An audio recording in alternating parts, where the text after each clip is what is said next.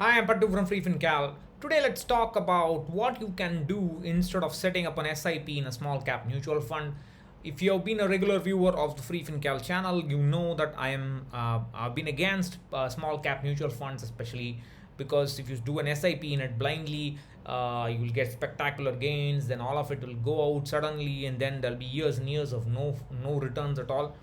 So it's typically not suitable for retail investors, and definitely it should not be done via an SIP. So I have already done a backtest with a small cap. I think the video is available here.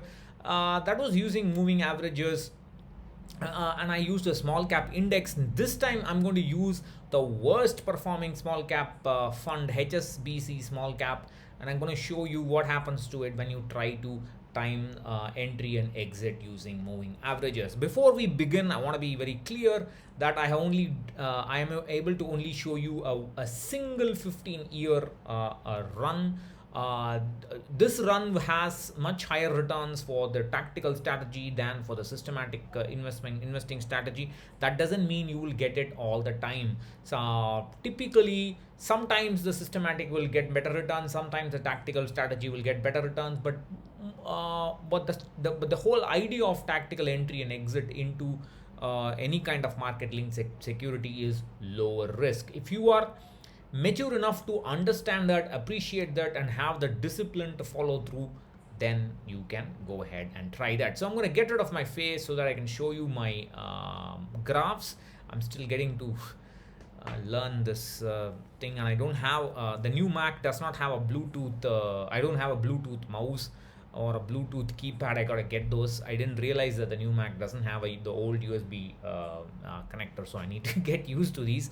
So let me do that. Until then, you have to bear with me. Get rid of my face right now. So I'm going to the first thing that you're going to see here is the let me make that bigger. This is the blue line is the NAV movement. The 12-month moving average is shown in red. The green is the 6-month moving average, and whenever the 6-month moving average is greater than the 12-month moving average, we buy small caps, and when the 6-month moving average falls below the 12-month moving average, we sell the small caps and go into either cash, or we buy gilt mutual funds, or we buy the Sensex. That's what I've done in this study. So the dotted line shows you the buy and sell indicator. When it is 1, the dotted line is 1, you buy small caps. When the dotted line is 0, you sell small caps. Now many of you have asked me how to do this moving averages and so on. I am coming up with a tool to do this for any kind of security: Sensex, small caps, gold, gilt, and so on. You should be able to do that very quickly. Get the daily data. You'll have to download the daily data from NSE, BSE, or any other website. Put that into the Excel sheet, and you will be able to generate graphs like this in real time.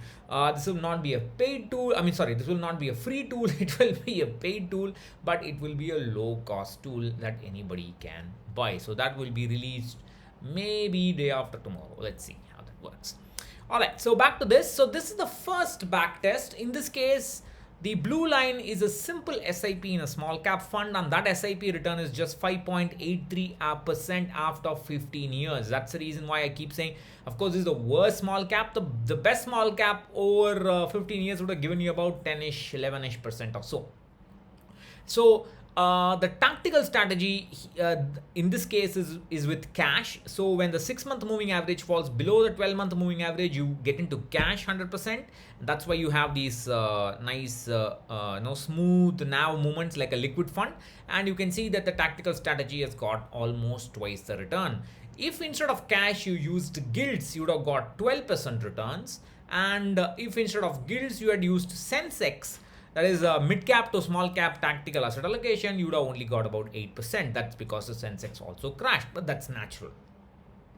There is another thing that you can do. Instead of using a double moving average, you can use a single long-term moving average. You can use 10-month moving average. You can use 12-month moving average. I have used an 18th-month moving average to minimize the what is known as the whipsaw, that is multiple buying and selling. In both these strategies, I have showed you there are about 11 buy and sell transactions. So 11 meaning this is one transaction. This is 1, 2, 3, 4, 5, 6, 7, 8, 9, 10, 11 transactions where you buy or sell small caps.